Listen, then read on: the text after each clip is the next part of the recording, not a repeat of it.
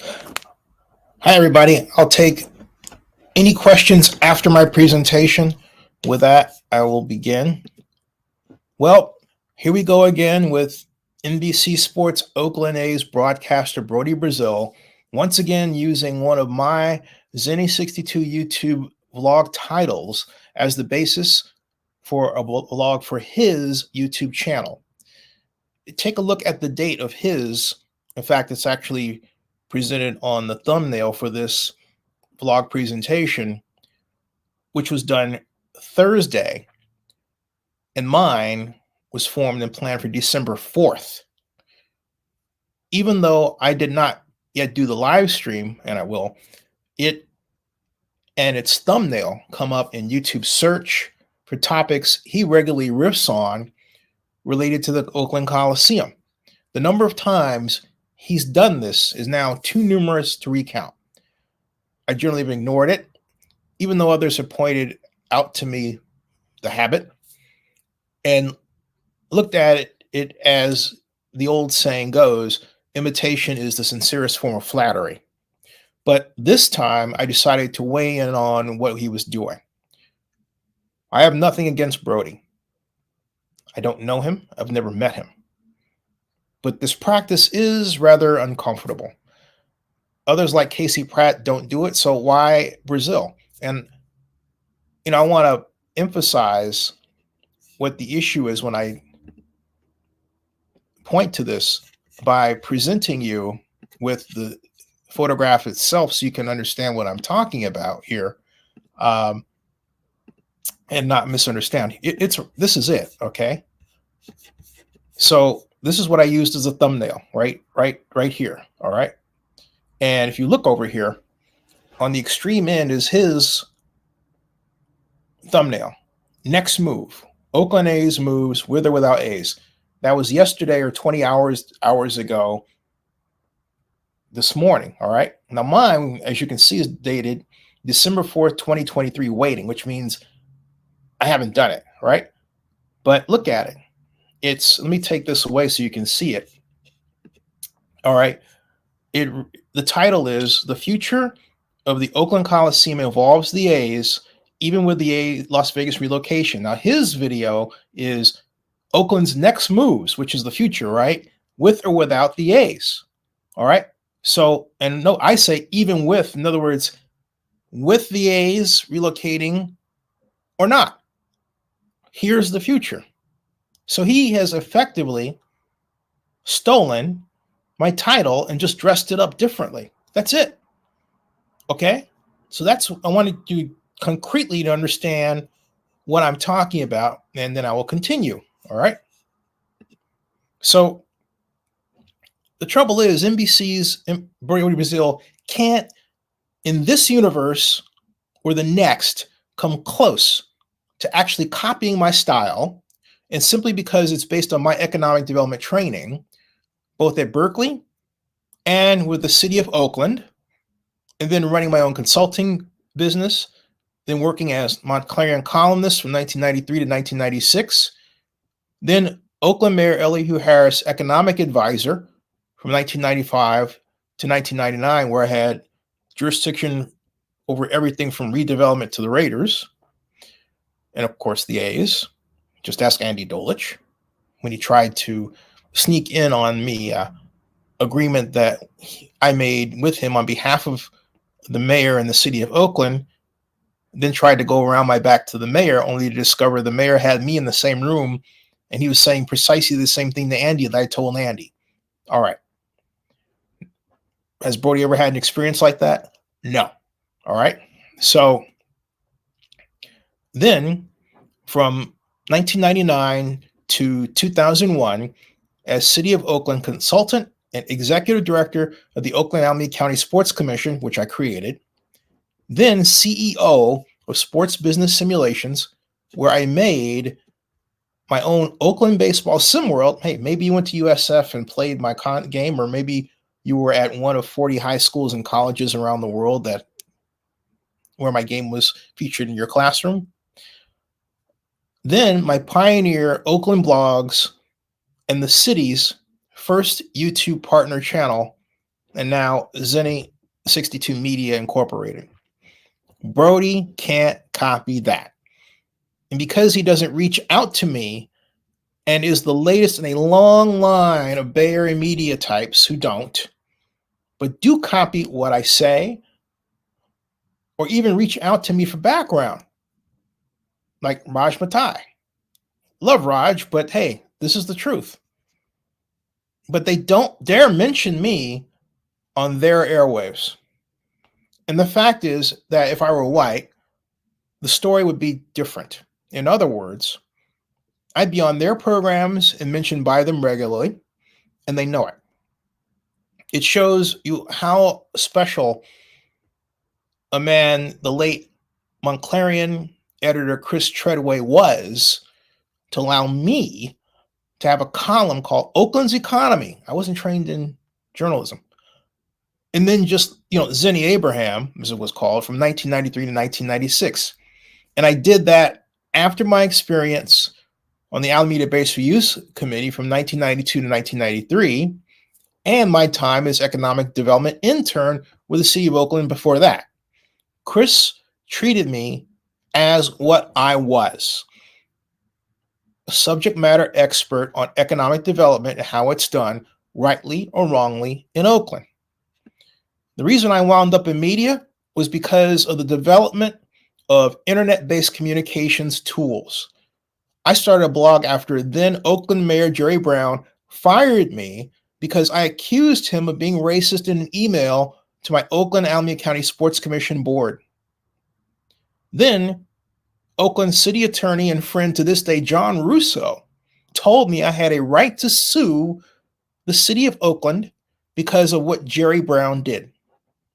On top of that, then San Francisco Chronicle columnist Chip Johnson wrote about Jerry firing me as if it was funny. He made fun of me. Even made fun of the fact that my mom had helped some of my board members get reservations to the Super Bowl, for gratis, just helping out. He made fun of that. Chip did. Never forgot that, okay? And even though Chip is black, failed to note that Brown's actions were retaliatory, which is against California law. And I should add here that the San Francisco Chronicle has a sad habit of hiring black men, not women, who write negative posts about other black people in power. This has been a generations-long habit with the Chronicle that should be talked about. The one hiccup in their pattern was me when they invited me to be City Bites blogger, but they weren't paying me. I engineered a way for me to get paid myself through YouTube. Okay? And I lasted from 2009 to 2011 and gained, of the 100 million page views the City Rights program generated, you're looking at the person that was responsible for 1/4 of them. Yeah, one guy, me. They don't want anybody to know that, but they told me that, and Phil Bronstein told me that of all the sections in SF Gate, number one was Zennie Abraham. And everyone wanted to know who that was, who wasn't in the office among the executives at SF Gate and San Francisco Chronicle. They told Stephen Schwartz, the big boss. He sent me an email inviting me to New York for dinner to get to know each other. He never followed up on it. Why? I don't know. But he did get the job of chief executive officer based in large part on the great numbers from the City Brights program, which basically means I got him his job. Okay?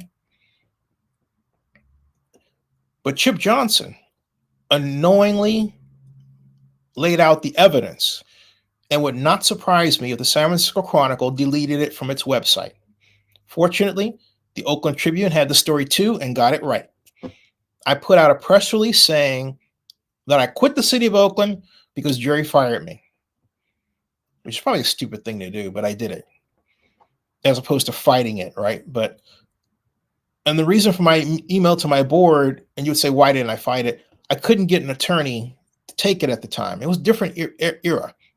The internet was nascent at the time, but I digress.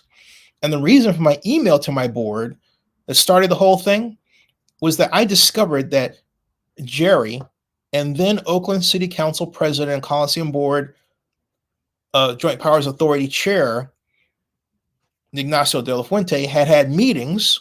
He's a friend of mine to this day, but this is what happened.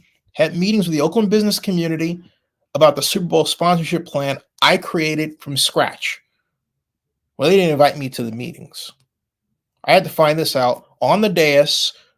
As Ignacio said, we looked at your plan and we couldn't figure out how it worked. Well, you know what? Mike Lynch of Visa had no problem. And who was he at the time? Visa was the global sponsorship partner with, guess who? The National Football League.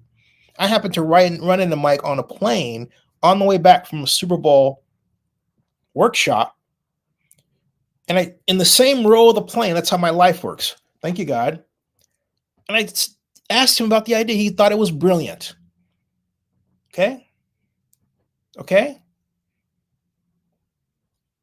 It focused on an effort, my sponsorship plan, to have an NFL-approved company buy the entire east side of the Coliseum for the Super Bowl in Oakland for $30 million. It's all the suites, the whole run of the place.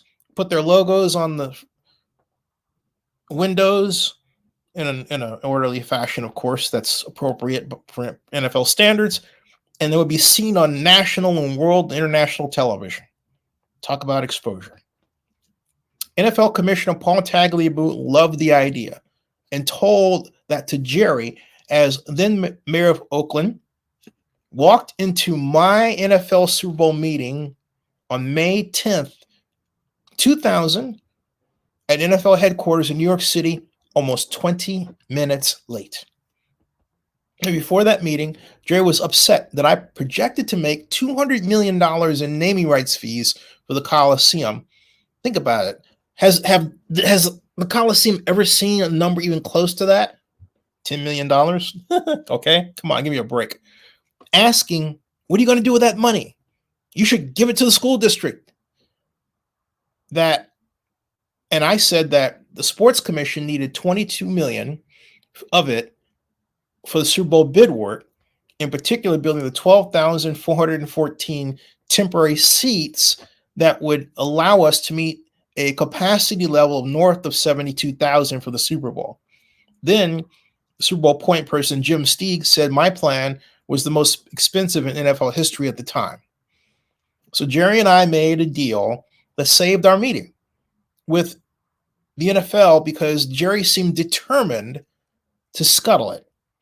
And the NFL would later inform me that the city of Oakland was working behind my back in the run-up to our Super Bowl presentation of November 3rd of 2000 in Atlanta.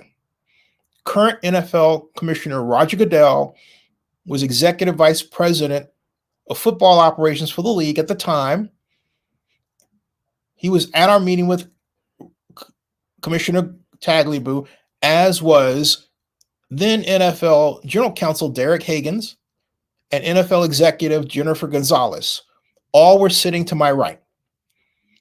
I was at the head of the table, and the Oakland group included City Manager Robert Bobb, and then A&G newspaper publisher Scott McKibben, and Oakland Sports Commissioners Phil Tagami, yes, the same Phil Tagami and my friend to this day, and Richard Matthews, all to my left.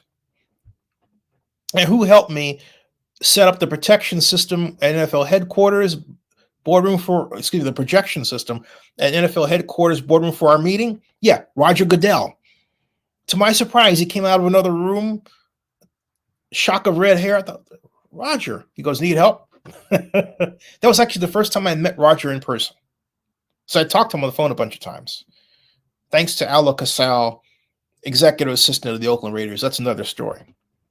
The point of all of this is that unlike Brody, I was a major insider watching the development of and impacted by the main reasons why today Oakland has no major professional sports franchises. Okay? None. And as head of the Super Bowl 39 bidding committee, It was my job to know the Oakland Coliseum inside and out, even candle power for the light standards. Or I should say, more appropriately, the candle power the light standards produced, but then also what was needed for the Super Bowl. Since Brodie is broadcast, or is a broadcast journalist, and talking about the Oakland Coliseum, it would be logical to him for him to reach out to me, right? But he doesn't believe that but he doesn't do it because he's infected by the same race-based bug that the rest of Bay Area media was bitten by long before him. And when I say that, it could very well be his direct editors directing him that way. But this is something I've experienced for a generation. All right. NBC and Brazil and some Oakland A's fans have taken the view that I am to be ignored because I approve of the Oakland A's leaving Oakland for Las Vegas.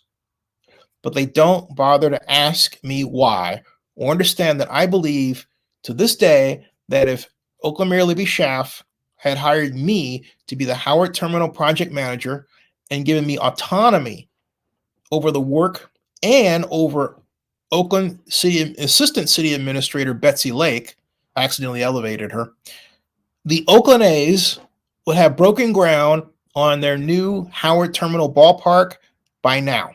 You heard what I said.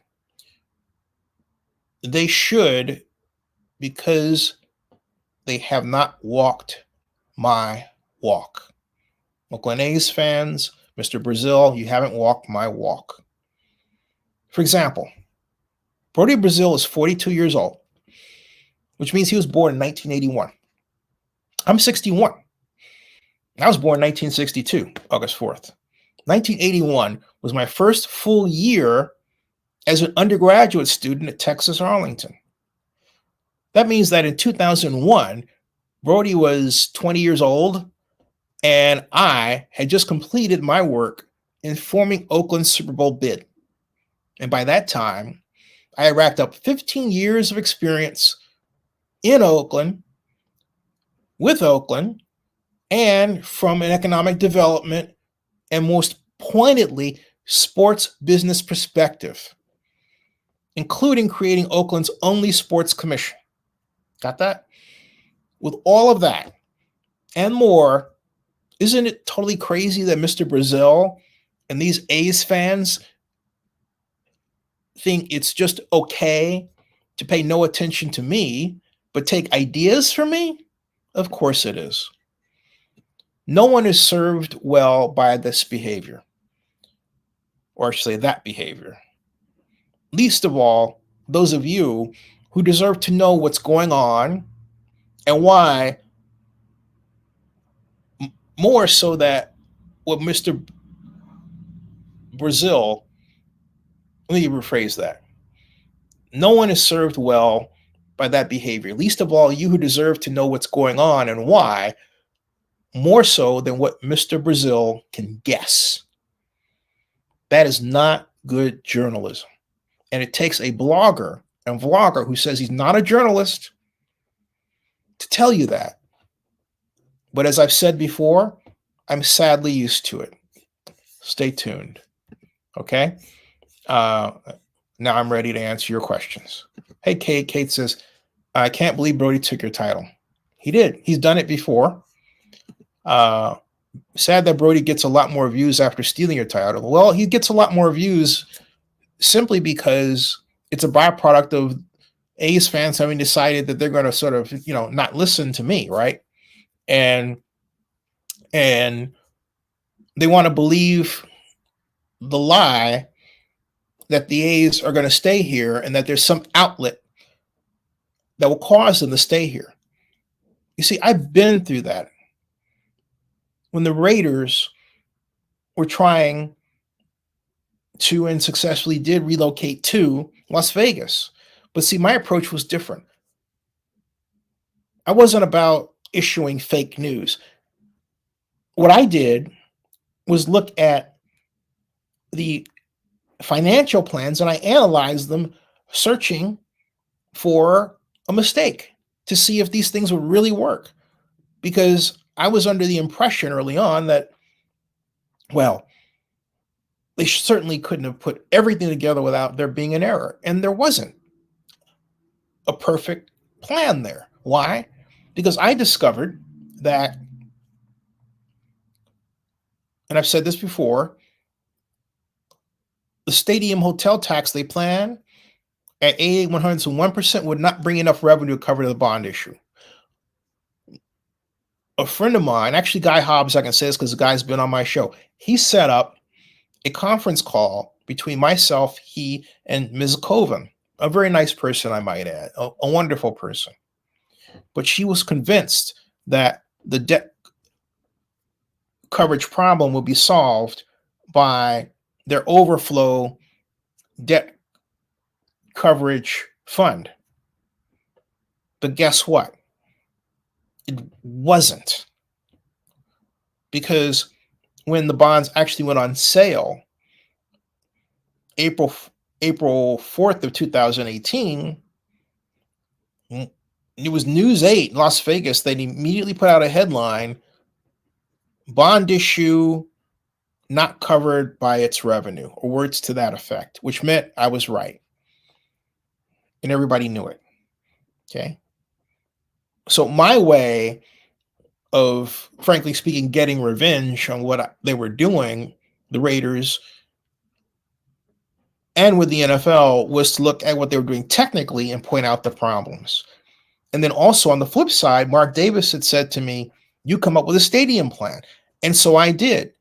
There are people who made fun of the napkin drawing that I made, but there's a whole website that I created around something called Coliseum City. And if you want to find it to this day, all you have to do is go to Google and type Coliseum City origins, okay? Or I thought it was, well, Coliseum City's origins refers to my video. I'm sorry. Coliseum City plan, and that should get you, let me see, Coliseum City Wix. There it is, Coliseum City reboot. Type Coliseum City reboot, and when you do, this is what you'll get. Right here. Present, share screen. And here it is. This is the website right here. I keep doing that. This is the website right here. It's still up, folks. All you have to do is go to Google and type it in the search bar, Coliseum City Reboot. This will come up for you. #1 selection. It has more than just my little funny little diagram there, right? But I had a mailing list so you could join the campaign there, volunteer, stay connected, the Coliseum City origin video. And this is a video from our meeting at Lucas. All right. We were talking here. Okay. Hey, fantastic. So, we're excited to have Zennie Abraham come down here. He's a good friend of ours, and hey, he's got a great plan, man. So we're going to keep exploring it. I like his task force idea. Keep it moving. Let's keep the process going. Keep the conversation going. Let's keep all the teams here staying Oakland. Save all the sports. Save all the sports, baby. Let's stay Oakland. That's right. Yeah, definitely. Thank you. Thank you all. Thank you. And those are the guys that created it. Hey, Gary and Steve, what do you think? Hold on, nice job, Zennie.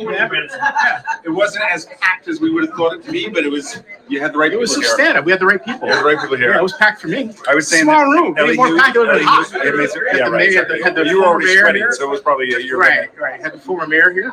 Yeah, it was great.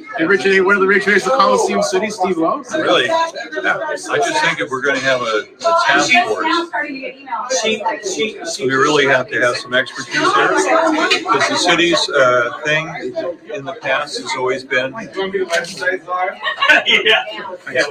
about that. The city's expertise in retail has been lacking, not because they don't believe in retail and stuff, but in the past they said, let's get the mayor and drive up to the ICSC and that'll be our retail effort. You get the idea. That's a 5-minute one, but you get the idea, okay? And then down here, call Steve again. This discussed the Hey diagram everyone, that I this made. is Yeah, the latest sketch related to. that's 14 minutes. And I tried to get an architect for that, but well, that's another story. I couldn't get the person I wanted to do it in timely fashion, and so that didn't happen. And so I said, join the conversation. And down here, it's about Coliseum City reboot there, discussing it in text. And here are the financials at a glance. I discussed how Oakland at the time, this was before tax increment financing was recreated in California legislature's approval in 2015. This was before then. And this was in this instance, it says, and I should add, when it was created, I wasn't aware of it. And I didn't become aware of it until 2017. But this was how Oakland can use industrial development bonds to privately finance the Raiders and A's stadiums. I also should add that Oakland has not used enhanced infrastructure financing district legislation. It's talked about using it, like in the case of Howard Terminal and one other case, but it has never employed it. All right. At any rate, how Oakland can use IDBs to privately finance Raiders and A's stadiums, which can still be done in concert with tax increment financing. And so I discussed that here, and it would be a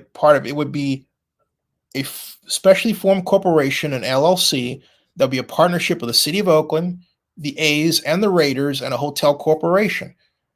If the city of Oakland elected to buy out the county, as was the talk then, the JPA name would then be called Oakland Coliseum JPA.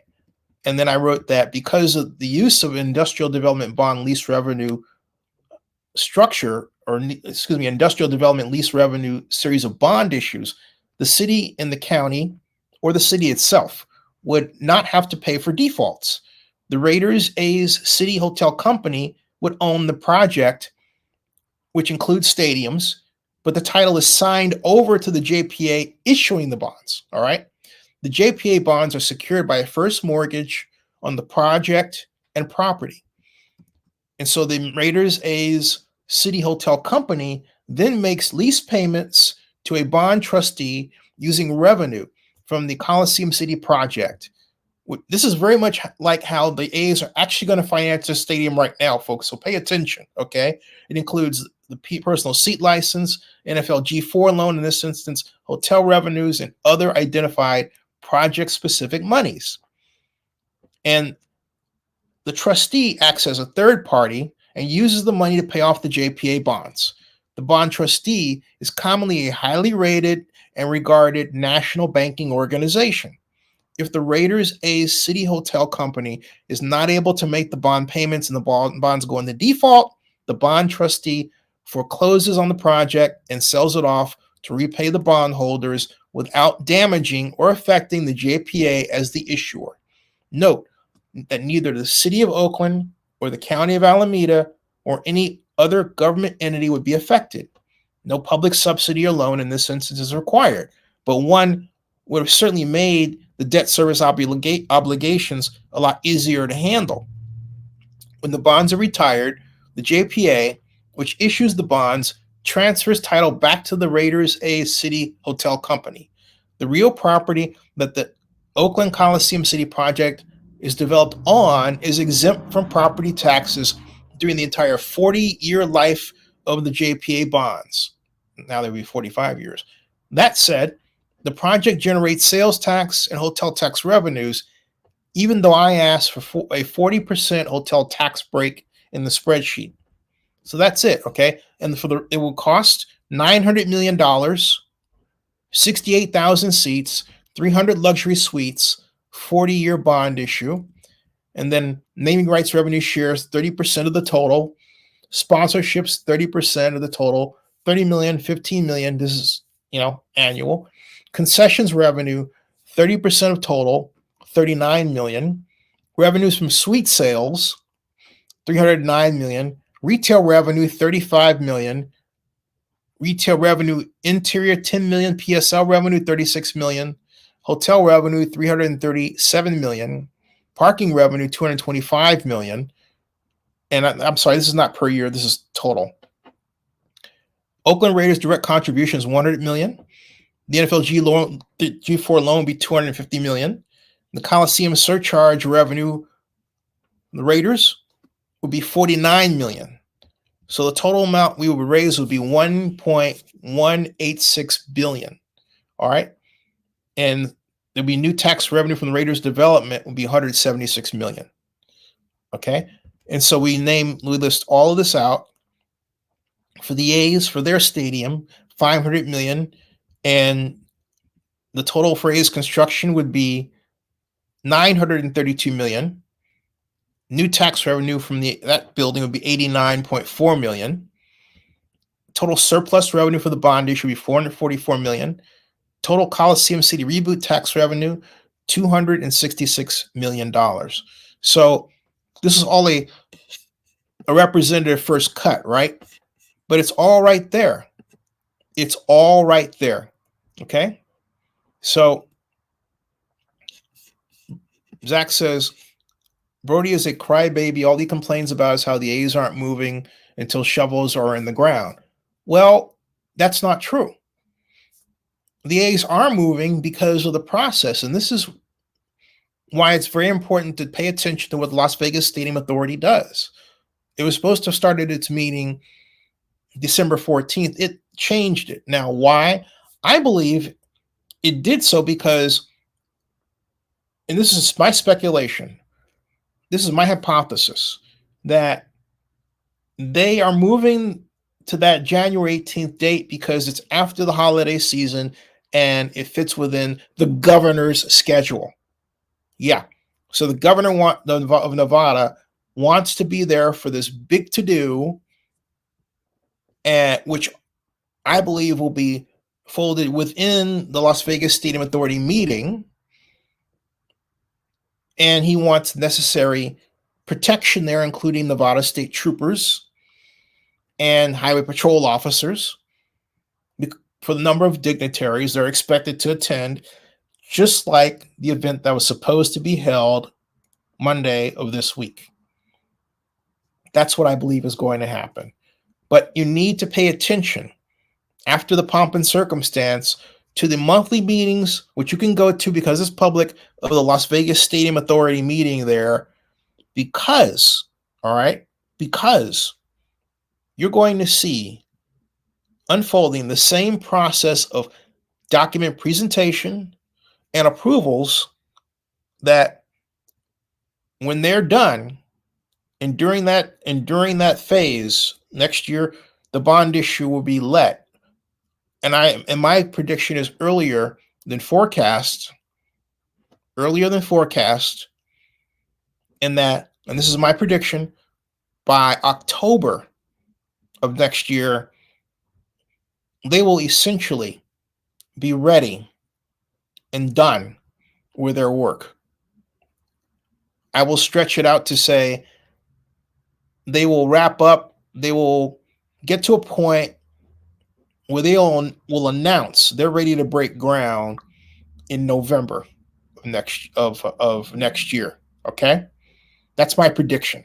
And that's based on my consistently downplaying the original work of the Las Vegas Stadium Authority, studying it, but then realizing, hey, this is a real tight, well-orchestrated process ran by Stephen Hill, featuring some of the best lawyers of national stature like Mark Arnold, who literally goes around the country helping different government organizations establish their own stadium authorities within their legislature. So there's there's a bill, let's say SB 221, in Virginia, which is not too far off from the actual legislation for the Virginia Stadium Authority for the planned stadium for the Washington Commanders, right?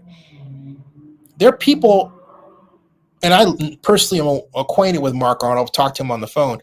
He is the person that I would call if I were made project manager, because we would need our own process separate from the Joint Powers Authority to make sure that our documents, including non-relocation agreements and development agreement, ultimately were all being done time on task, and that the other business of the JPA wasn't getting tied up in our business so that we had to wait.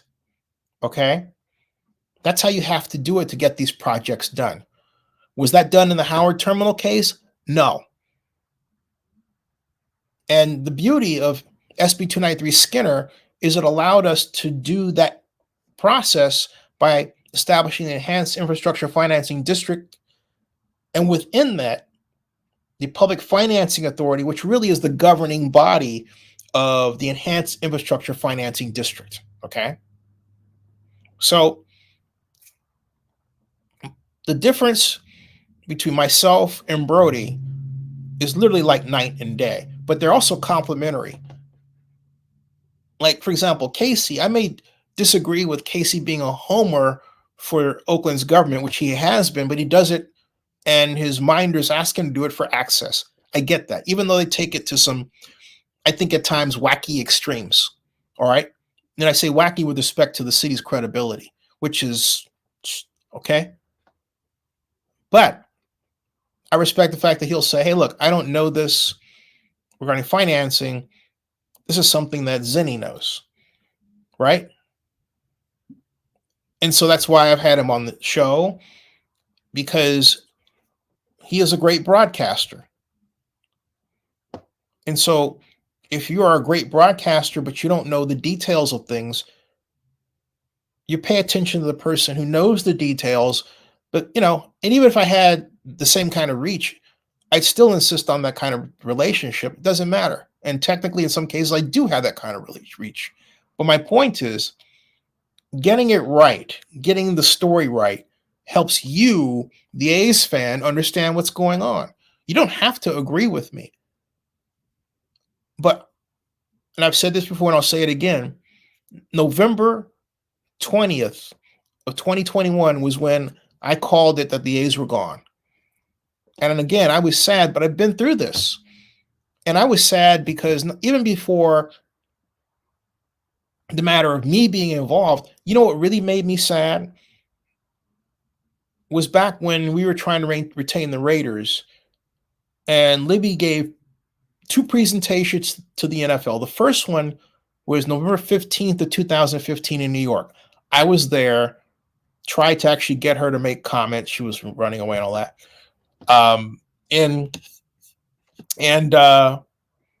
The second one was when she was in Boca Raton, when the NFL was really taking the Oakland proposal seriously, and she went there unprepared. Word got around the country, and it was embarrassing. And at that point, I really wanted to cry, because she left, because I asked her if she needed help. She left her people on the beach and tried to do it in the, look, I know it, fashion, and she doesn't. And that's Libby's weakness. Libby was not. Hopefully she's improved in her next endeavor. But Libby did not understand that she wasn't supposed to be the subject matter expert over the subject matter experts, you know? She was the elected official. She sits back and she lets her friends make her look good. That's what a lot of, including Mayor Tao, elected officials today in Oakland have forgotten. It's not about you being the subject matter expert. No, it's about the people you call on. It's about your staffers. It's about the city staffers. They're there to do good work, which makes you as the elected official look good. But you have to give them latitude, and you have to give them the exposure so the public knows about them. You have to give them the autonomy to work. We used to do that in Oakland. Look at Ezra Rapport. Ezra could not have structured the Raiders deal, regardless of how it came out for a moment, if he didn't have the kind of autonomy the city of Oakland gave him at the time. And don't forget, for all the discussion about the Raiders deal and that went south, right? We all forgot, and a number of people forget, I didn't, about what he did in getting the arena rebuilt, brand new, for the Warriors in 1998. Keeping the Warriors in Oakland because the Warriors were threatening to move to San Jose. Didn't happen. That was Ezra, rest in peace, who died last year of cancer. Very sad. Okay, very sad. But Ezra was the consummate bureaucratic professional in Oakland that we haven't seen since. I thought perhaps of Fred Blackwell, but when he was our economic development head, but when it became clear that Gene Kwan wasn't going to beat Libby Schaaf and get reelected, right? He jumped to the San Francisco Foundation, where he's still CEO to this day and doing extremely well. I salute you, Fred. All right. Hopper says time will tell to see how this plays out. Hopefully, Alameda County sends out the demand for the $45 million. Well, I think you misunderstand something here. In fact, you really do. This is why it's really bad for you to read mainstream media. I have a post up there on this. Let me get this straight. In fact, I think I saw Casey Pratt put up the actual contract, which I should get and present to you because he had it right. And that's the actual resolution. And the A's were making a series of payments to complete the sale. Understand, the sale of the land to the A's. To the A's. All right? And this was done because Nate Miley led the charge of saying he wanted the county out of the sports business. Although I'm fond of reminding him that the county was never in the sports business because it never actually owned a sports team. Okay? All right. And so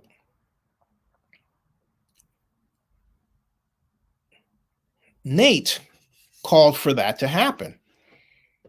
And then let's not forget, Dave Cobble presented a letter saying, hey, look, we'll take this whole bond issue cost off your hands by purchasing the Coliseum property for you, the whole 9 yards.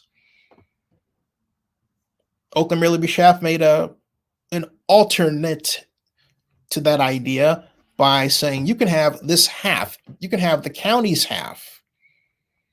But our half, we want to go to an African-American development group. Good for Libby, except the bad part was when she had two groups, black groups, with no development experience battling against each other. One connected with the A's, led by Dave Stewart and his wife Lonnie. The other represented by Ray Bobbitt and members of a hodgepodge of Raider fan organizations, like, for example, the Forever Oakland, led by the late, great Godfather Grizz, who I miss.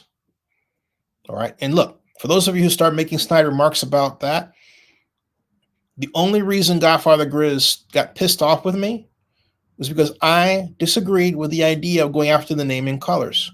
And history has proven me correct, because St. Louis attacked the Rams move and the NFL relocation on the basis of a breach of contract based on what is essentially a fan contract regarding relocation. The NFL's relocation policy was actually a fan contract. And guess what? St. Louis won to the tune of over $700 million in judgment. That could have been Oakland. Yeah, that could have been Oakland. We could have partnered with St. Louis and San Diego as well. But that never happened. And you would think that Libby would have led the charge to do that. But Libby had her own game going that I think went sideways, because I remember after the first presentation she gave in New York, NFL presentation, I ran into her with Jed York at the Waldorf Astoria just down the street. And Jed said, "Hey, join us." And Libby said, "No." I'm thinking, this is my friend? I didn't act up. I just said, okay, and went back to the main bar and enjoyed my snack and water and Irish coffee. Okay. Hoper says, proper previous planning prevents piss poor performance. Vegas has this act together. Oakland doesn't. Yep. Then he says, of course, there are three $15 million payments involved. We'll soon find out if Fisher has access to $45 million. He does. $15 million is due January 14th, so it's January 2024. So presuming a given that $15 million has been budgeted for. No, they're budgeted for the whole thing. Look, the Athletics Investment Group is more than just the A's. They own a number of properties. And you have to remember something. Your ideology is based on it. Maybe you're even a part of, because I don't know who you are, a Bay Area media that said the Raiders didn't have any money. Remember that? Oh, the Raiders don't have any money. Oh, and Las Vegas is going to be his Waterloo. It's never going to work. The Raiders are $6 billion. Mark Davis is building a $14 million mansion that looks like the Raider headquarters in the Las Vegas Hills. He owns the Las Vegas Aces. They are, two-time WNBA champions back-to-back. May very well be looking at another one, a third. He is the toast of Las Vegas. So who gets the last laugh? Mark Davis gets the last laugh. There's an old saying, fool me once, shame on you. Fool me twice, shame on me. All right? I got fooled once regarding Las Vegas. I'm not getting fooled twice. Okay? That's the reason I'm acting like I do, because Oakland has given me many reasons to believe that this process is going to go exactly the same way, because it has, as it did for the Raiders. All the way down to the Bay Area reaction, where the Bay Area media is making fun of, hey, let's change the name from Mark Davis to John Fisher. You see? And all of you fall for that because they're taking advantage of the fact that you're angry to get readership. How many articles have you seen, particularly by the Chronicle, that are behind a paywall? So you're all ginned up, you're mad, you want to read the latest news from the Chronicle, and so you'll pay that money from that paywall. You'll say, oh, it's just a few cents on the dollar. Why? Okay. So in other words, you have no problem with the fact that they've gotten you pissed off to get your money out of you, even though it may not be a lot. It's the principle of the thing. Think about it. All right. The beauty is that by the end of 2024, we should have a pretty good idea about a large part of the details. Test before you guess. 2024 for the test. No, it won't. Look, here is what you don't understand.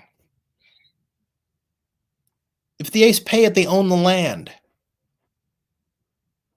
Okay? They're not going to not pay it because they want to bank it. John Fisher said earlier this year he had no intention of selling the A's portion of the Coliseum. None. I mean, do you really think the A's are that stupid? I mean, seriously. Okay? Because they're not. They're not making the kind of moves that like the Oakland Roots make, where I told the president and their director of real estate, hey, that Malibu site is part of a flood control area and a sea level rise plan or sea level rise warning area. Oh, I didn't know that. This is on video. I have that on video, folks.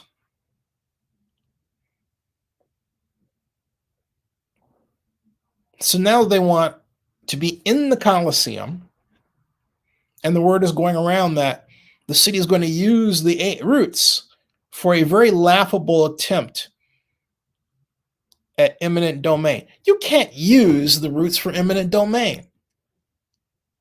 Why? It's a sports team. A. B. Any kind of eminent domain you try has to be done after, which means, okay, it means that the sale of the land is consummated. Period. End of story. Consummated. Done deal.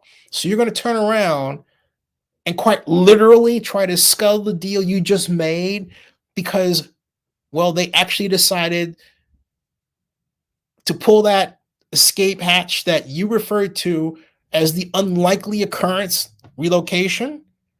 Seriously? You're actually going to do that? That's stupid. And it's stupid for the media to even push this. And it's stupid for fans, hopers, for you to push this stuff. That's not the way it works. What you do as an economic development officer is you say, hey, look, I'm issuing a request for proposal to build Coliseum City. Hey, base it on my plan that's online here, okay? Coliseum City. All right? And what happens is that you then cause both the A's and AASCG to work together to come up with a plan.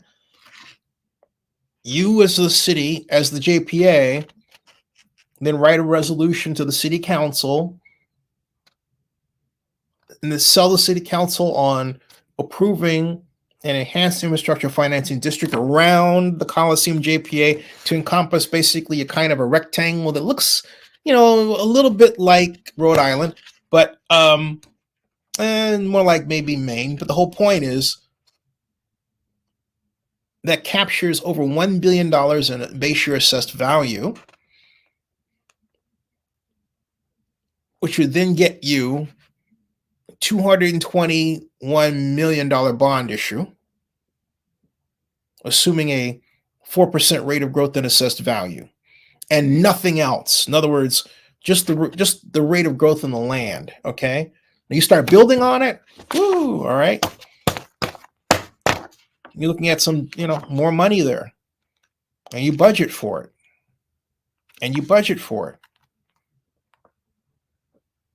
And there's your plan to have everything from business assistance programs for businesses that have been impacted by the pandemic, affordable housing subsidy programs, special set-asides for a stadium, right? And so on and so on and so on. So point is, all right, the point is that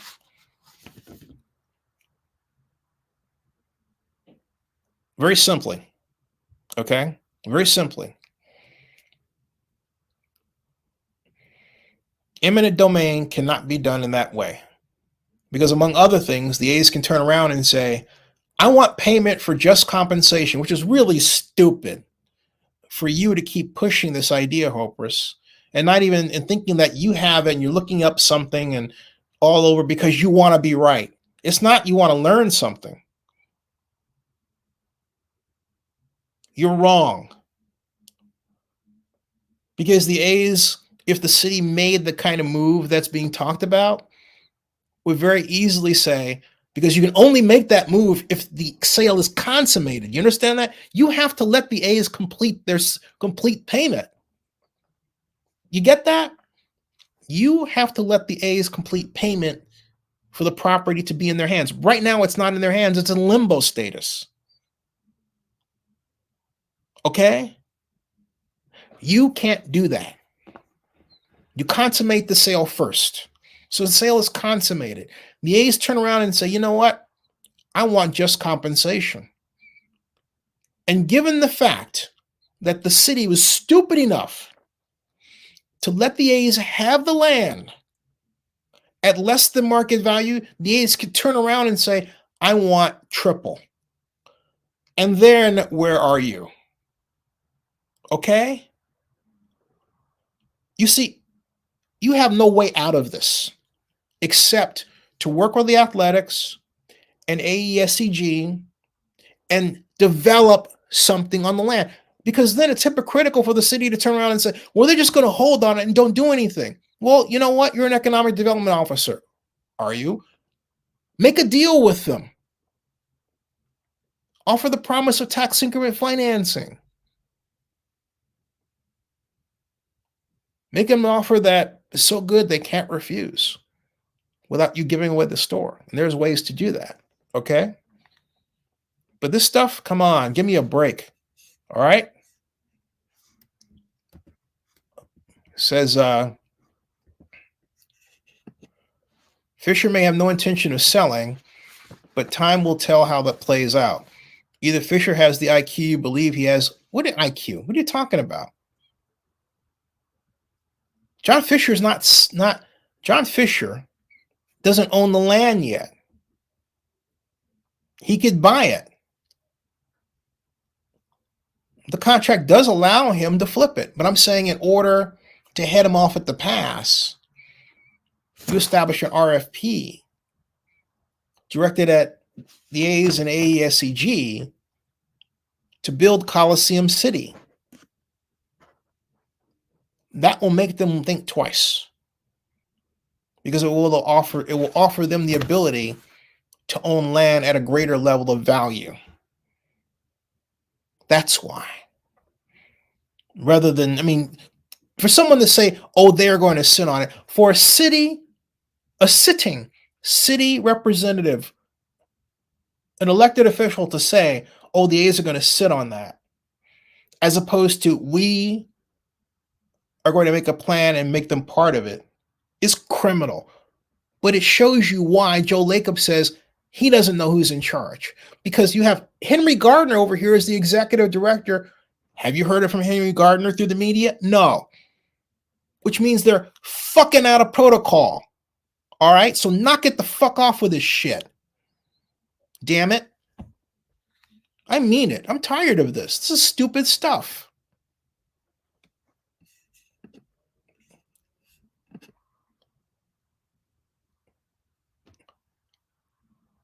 As many times as I've been through eminent domain in these, with respect to the city of Oakland, going all the way back to when I was an intern, and I might add, the person hired to complete the paperwork and data gathering to form the Coliseum redevelopment survey area. And I need to hire an eminent domain lawyer for something I know like the back of my hand. Get the fuck out of here. I'm serious. And I'm sorry to be that way, but after a time, this gets ludicrous. All right? Or better, somewhat a generic eminent. Now, look. Yeah, you don't know it. I've lived this stuff. And so you're trying to match me. And you can't. The internet can't help you. You haven't been there. This is what I'm trying to explain to you before. Maybe you're Brody. I don't know. My point is,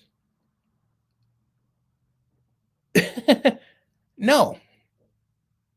Okay?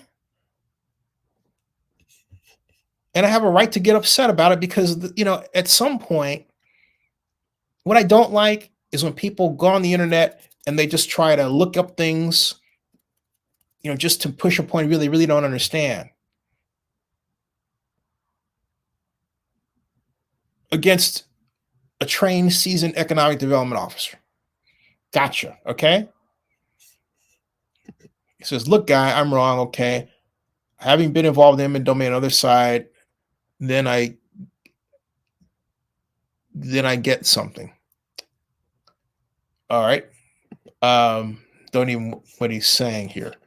He says, the cynic in me says that no one in the Oakland City Council would know what is involved in eminent domain, at least not with lawyers. But that's where the city has to inform them, both the pros and the cons. But here's the thing, it's the county that's threatening the lawsuit, not the city. Will the city join in? I think the city is stupid enough to do it. On the elected side, the question is, do we have staffers that will talk them out of it and say, hey, you know what? We have an economic development office. Let's go in that direction.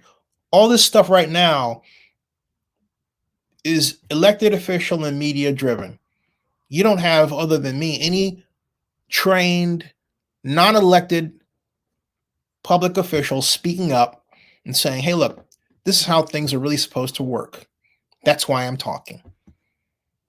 I represent the loyal opposition to the kind of ridiculous, off with their heads thinking that has dominated Oakland's sports business and has caused each and every one of our sports teams to leave. And you don't get it. Even as you're behaving it doesn't occur to you. You don't get it. You have an opinion about the owner. You think the owner is dumb or whatever. That's legion. But if you're going to do business with these folks, you have to erase that idea. You have to understand how they're thinking. That's what a good economic development officer does. Period. End of story. You have not had the luxury, Oakland, of having a good economic development officer in your employ. That's why I begged Libby to hire me for Howard Terminal, because I knew where the doggone thing was headed, absent competent leadership. And I said it just like that. I don't care how anyone feels. I'm 61 years old. I've been involved in this public realm for over a generation. And I'm tired of it. Not tired of being involved in it. I'm tired of the kind of crap that's coming out of the city of Oakland of late. It's ridiculous stuff, okay? All right? It says, Oakland may be able to mess up the permit approval process. While I agree with you, the A's and Oakland might be better working together. That isn't happening. It's not happening because the city doesn't ask. All right? The A's are not supposed to be leading the city in terms of how to do economic development. The city is supposed to be leading the athletics and all other developers it works with. That's what you do. You're the custodians, the city, you're the custodians of all of these different tools. Melrose financing, tax increment financing, all right? Industrial development bond issues, lease revenue bonds, general obligation bonds. All of these tools of financing are at your disposal and more. Ones that, hey, look, you could come up with involving, I don't know, cryptocurrency and apps. Why not? Okay? These are deals. Deals are things you assemble and say, hey, here's an idea. What do you think? Let's go with it. Right? You test it out, your models, see what the run rate looks like and your error possibilities. And then if it looks good, you move forward. That's what you do. I used an eminent attorney for my case. I would assume that living through eminent domain lawsuit means I have seen something. I don't know what you say, okay? All right, because this is the first time you brought this out. So I don't know to what degree it's actually true. I'm just being honest. All right? What did it involve? I don't know, okay? You're not in this situation. I don't know your situation. So now you are required to write it out or reveal who you really are and come on the show if you believe you're, the expert you want to present yourself as. I'm just saying, you can see me. You know my name. I don't know who you are. You could type anything. You could be like, what was that guy? Joe the plumber. Yeah. Joe Wurzelbacher, who told Senator Obama on the campaign trail that his business took in $242,000 in revenue. And he was concerned about taxes that he would have to pay based on Obama's plan. Guess what? He didn't have a business. He lied. He just came up with it. It came out later. You see, I'm sorry, but I don't know who you are. You're not revealing yourself to me. You're not saying, hey, look, I was in this state. I had this. Here's my specific situation. Because when you first started, firing back, you were literally copying and pasting things you read on the internet. So I'm not believing that situation. I'm sorry. I don't believe it. You want to prove me wrong? You show your face. You come on my show. You talk about it. But all this writing stuff is for the birds. Period. Okay? My research skills are more than just, I don't care. I don't know who you are. I don't care. If Fisher pays $45 million, then isn't Alameda County out of the picture? If he pays $45 million, he has the property. The property sits there. It's still Coliseum property. Can he sell it? Yeah. Can he develop on it? Yeah. But can the city then come along and say, hey, look, here's a request for a proposal. We want to do business with you in this. We want to build Coliseum City with you and AESCG. I'm saying that's what you do as the city immediately to get them off the idea of selling it and get them on the idea of developing it. Because the city was running around saying, oh, we don't know if they're actually going to develop it. Hey, you know what? Give them an incentive to do so. That's what I'm saying. You give them an incentive to do so. Period. All right? Because Oakland's politicians only care about their next gig, which is getting out of Oakland and running for the next political office. Tao probably doesn't give a crap about doing a good job in Oakland. No comment there, man. All I know is we've got to do something. I can't rest with that idea. Tao, this is Helper says, Tao will announce that she tried but didn't work. You're right about that. Whether that works in her journey on the governor of California. Come on, stop dreaming. I don't know. Governor of California. Yeah, yeah, we'll see what Leanne Powell has to say about that one. Of course, it's unrealistic to verify the veracity of an anonymous poster. On that point, I actually am sympathetic to you. Yeah. Okay. So I mean, I've been through this show. All right. Forget it. All right. And I have a lot of there are a number of people who actually, if I put out, in fact, I'll do that right now. Here's the invite right here. I invite you right there. Here it is. Boom. Copy, paste, set up your camera, show your true self and talk. There it is. Other people have used it and they've done it. Why not you? What? There's nothing to fear but fear itself. Do it. Do it. Why not? Okay. And I'm not saying audio only either. Gotta be a picture. I have to see you. Turn on that thing. I have to see you. Okay. All right. So I've been an hour into this. The next live stream I fire up will be the live stream that I was going to do on December 4th. And that'll be, right after this. Now, Hopers, are you coming in here? If you're coming in, I'll wait. If you're not, I'm switching over. So tell me what you're going to do. And I'm all right. I'm waiting. There's this. I'm waiting. I'm waiting. Who's saying that? I'm waiting. All right. I'm not going to wait forever, though. You have 10 seconds to answer. 9, 8, 7, 6, 5, 4, 3, 2, 1, 0. He says, okay, I'm in the midst of making a good dinner, so do what works best for you. All right, cool. Cook well. And folks, I'm going to start the next live stream. That ends this broadcast. All right. You got it. Okay.